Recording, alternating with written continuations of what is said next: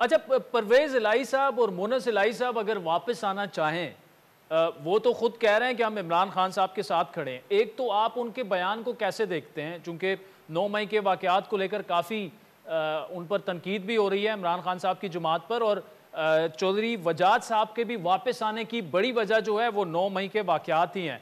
कैसे आप इसको देख रहे हैं, और अगर वो वापस आना चाहें काफ लीग में तो उन्हें आप वापस ले लेंगे?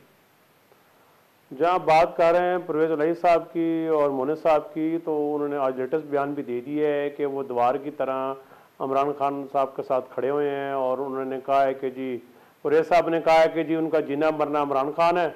और परवेज़ साहब ने ये भी कहा है आज के मोने इलाही और परवेज़ साहब जो हैं वो इमरान खान के साथ ही खड़े रहेंगे। तो जहाँ बात कर रहे हैं कि सियासी तौर पर वापस आने की, आपका क्या मतलब है कि जब अगर पीटीए का गुड बाय कह के उन्होंने क्या करना है, आपका ये सवाल है? जी जी जी जी जी, अगर वो आपके पास आना चाहें काफ लीग में वापस। आज तो उन्होंने कह दिया कि वो पीटीए के साथ ही रहेंगे मरते दम तक। जी, तो मतलब आप समझते हैं ये वो दुरुस्त फैसला कर रहे हैं? नहीं, उनका अपना फैसला है। और दूसरा ये है कि मोने साहब तो पहले ही बड़ी बार कह चुके हैं सियासत अपनी अपनी।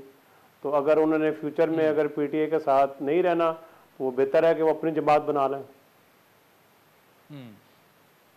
यानी इसका मतलब है कि अगर वो कह चुके हैं सियासत अपनी अपनी, तो अगर वो पीटीआई के साथ ना भी रहें तो फिर आपके साथ चलना उनका मुश्किल ही हुआ ना चौधरी साहब?